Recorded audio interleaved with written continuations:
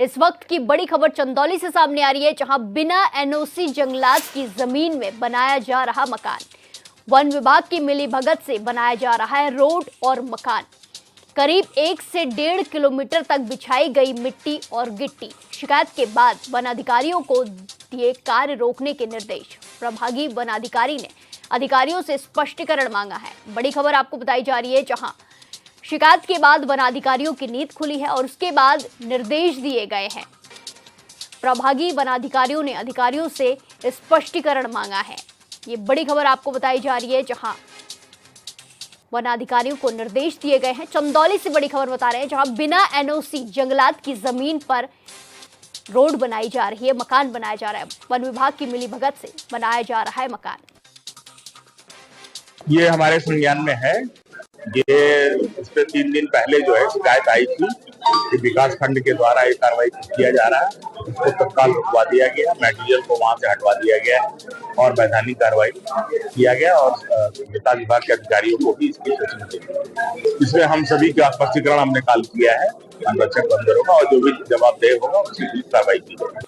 इस खबर पर ज्यादा जानकारी के साथ सीधे जुड़ेंगे संवाददाता धर्मेंद्र कुमार से। धर्मेंद्र, जिस तरह का मामला सामने आया है, जंगलात की जमीन पर बिना एनओसी पास कराए मकान और रोड बनाई जा रही है, क्या कुछ मामला और क्या कुछ कार्रवाई होती दिख रही है?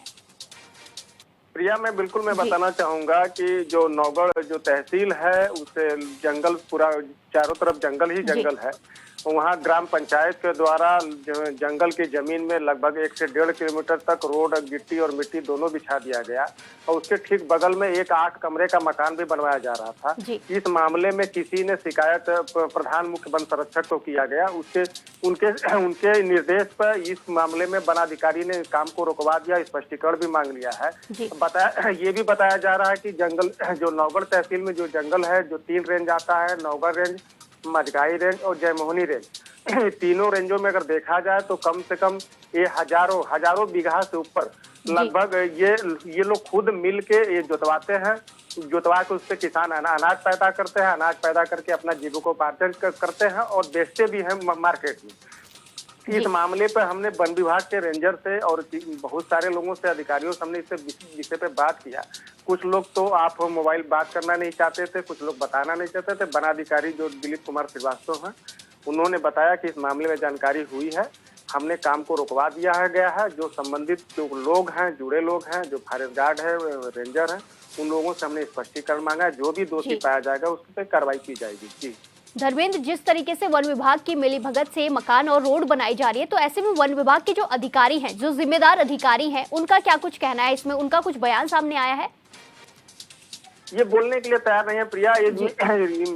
मैं बताना चाहूंगा कि जयमोहनी रेंज के जो अतरवा मौजा है, लहसनिया बीट धसौड़ा का अपार्टमेंट नंबर 14 है, इसमें 1-2 बीघा नहीं, लगभग एक ठो मठ बनाया गया है और लगभग 80 बीघा के करीब ये लोग मठ बनवा रहे हैं। उनमें होली भी कुछ दिन पहले, होली का समय था, होली मिलन समारोह भी रखा गया था। उनमें बहुत सैकड़ों की जनसंख्या में लोग जुटे हुए भी थे।